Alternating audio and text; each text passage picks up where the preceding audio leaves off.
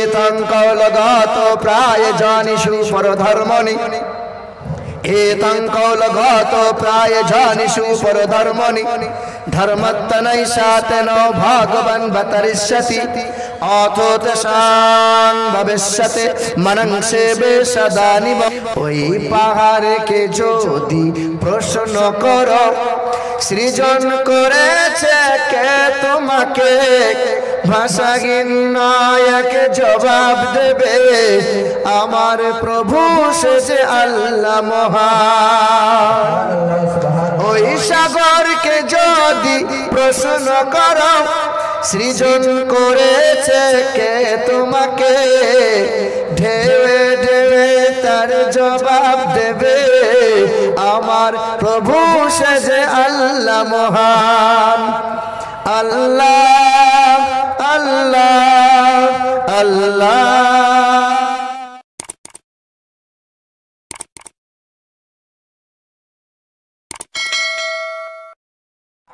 আমার আল্লাহ পাক বলেন ওয়াসিকাল্লাযীনা তাকাউ রাব্বাহুম ইলাল জান্নাতি যুমারা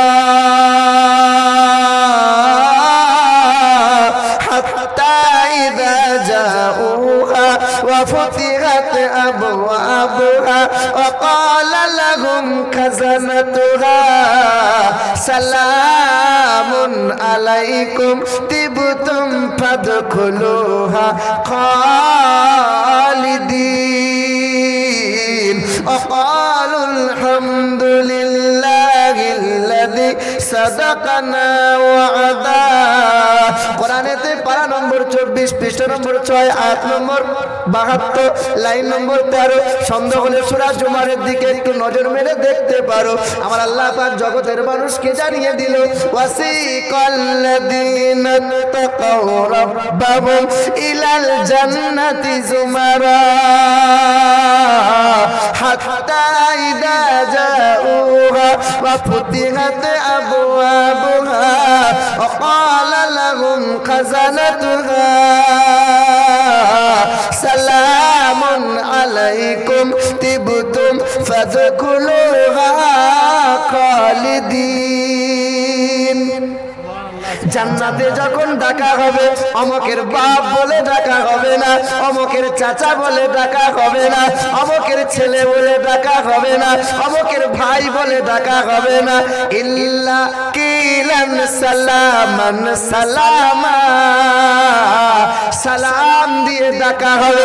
জান্নাতের বাগানে বসে যারা সালাম দিতে পারে না, সালামের জবাবটুকু যারা দেয় না, বিবি হয়ে স্বামীকে সালাম যারা দেয় না, বড় হয়ে ছোটকে সালাম যারা যা শিখায় না, চলমান ব্যক্তি বসমানকে সালাম যারা দেয় না, আম ব্যক্তি উলামাদেরকে সালাম যারা দেয় না, হাসরের ময়দানে জান্নাতের প্রবেশের মুখে সালাম পাওয়ার নসিবটুকু তোমার হবে কি হবে না একটু মনে মনে ভাবো, তোমাকে বলা লাগবে না। বুঝতে পারছেন না? আকালুল হামদুলিল্লাহিল্লাযী সাদাকানা ওয়া'দা।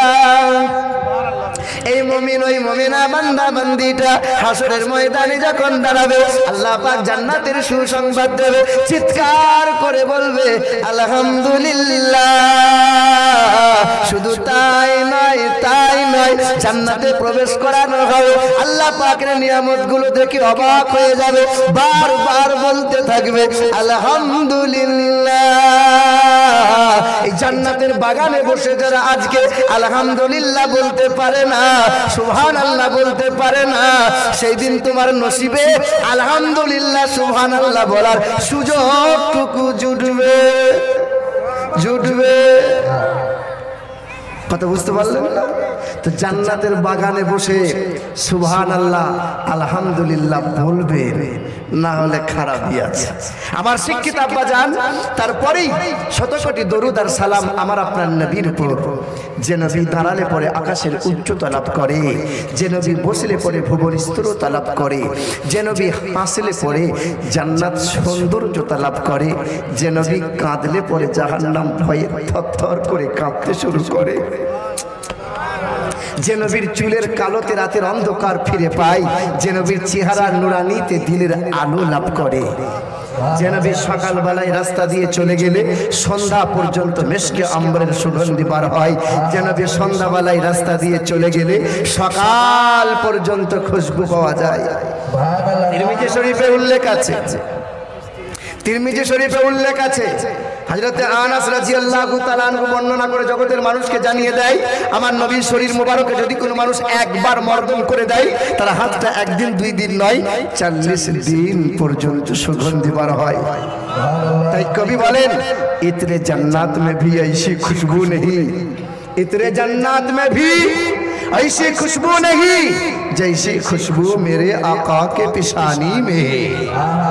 मुसलमान বেদ বলেছে কথা কি, এ তঙ্কলগত প্রায় জানিসু পরধর্মনি, এ তঙ্কলগত প্রায় জানিসু পরধর্মনি, ধর্মত্তনৈষাতেন ভগবান বতরিষ্যতি, অথোতসাং ভবিষ্যতে মনং সেবে সদা নিবং বাসুদেবং গরং গীতি পুণ্যগন্ধানিস্পর্শম দ্বাদশং সকল পক্ষস মাধবে মাসি মাধবম জাতং দত্তা সাতু পুতরং পিতরৌ রুষ্ট মনুষ্য সম্ভালে বিষ্ণু যশাস গৃহে প্রাদুর্ভবম মোহম সুমতাং বিষ্ণু যশাস গর্ভমদত্ত বৈষ্ণবম।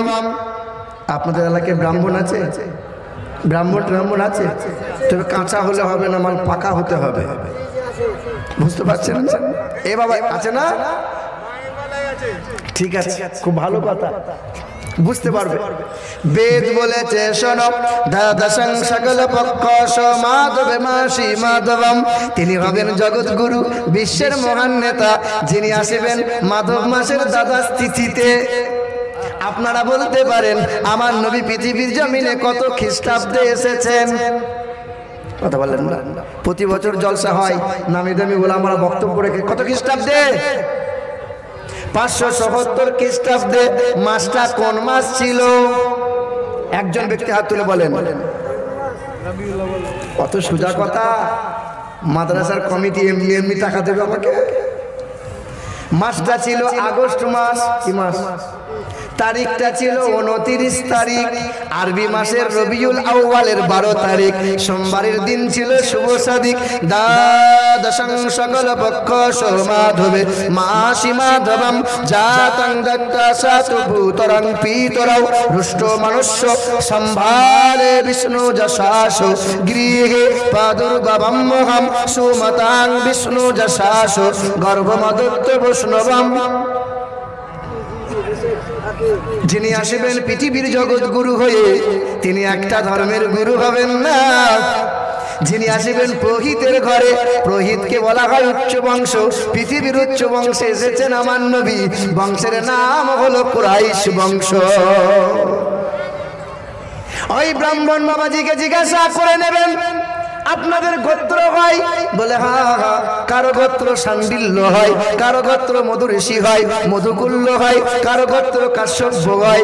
এ মুসলমান, পৃথিবীর উচ্চ গোত্রের নাম কি? আমার নবী যে গোত্রে এসেছেন সেই গোত্রের নাম হলো হাশিম গোত্র। সুবহানাল্লাহ। আমার শিক্ষিত আব্বাজান ভাইজানেরা, যিনি আসবেন সাম্বালা শহরে, সাম্বালা শহরটাকে বলা হয় শান্তিময় শহর, দারুল আমান। সূরা 3 পড়ে নেন, ওয়াতিনি ওয়াজাইতুনি ওয়াতুরি সিনিনা ওয়া হাযাল বালাদিল আমিন। যিনি আসবেন সাম্বালা শহরে, দারুল আমান, শান্তিময় শহরে, যার পিতার নাম হবে বিষ্ণু যশা। কি নাম হবে? যার পিতার নাম হবে বিষ্ণু যশা, যার বাংলা করলে হবে ঈশ্বরের দাস, আল্লাহর দাস, যার আরবি করলে হবে আব্দুল্লাহ। আর একটু আস্তে করে বলা যাবে না? যার মায়ের নাম হবে সুমতি, যার বাংলা করলে হবে সুন্দর মন, যার আরবি করলে হবে আমেনা। অথত সাং ভবিষ্যতে মনংসে বেশদানি বাসুদেবং গরঙ্গীতি পুণ্যগন্ধানি নিষ্পর্শম। তার চেহারা থেকে সুগন্ধি বার হবে, আর সেই সুগন্ধির সৌরভে দেশের মানুষের মন পবিত্র হবে। তার নামটা হবে নানা সংসার। কি নাম হবে? ইন্দ্রজন উপস্রোত নামে নানা সংসার ভবিষ্যতে বেদ বলে দিয়েছে শোনো। যিনি ভবিষ্যতে একজন গুরু আসবেন তিনি হবেন জগৎ গুরু, তার নামটা হবে নানা সংসার। যারা বাংলা করলে হবে প্রশংসিত, যারা আরবি করলে হবে মুহাম্মদ সাল্লাল্লাহু আলাইহি ওয়াসাল্লাম। আমার নবী মুস্তাফার শত গুণবাচক নামের মধ্যে হইতে একটি নাম হলো আহমদ। সাউন্ডটা একটু টানছে, সাউন্ডটা টানছে। একটি নাম হলো আহমদ। কি নাম? আহমদ।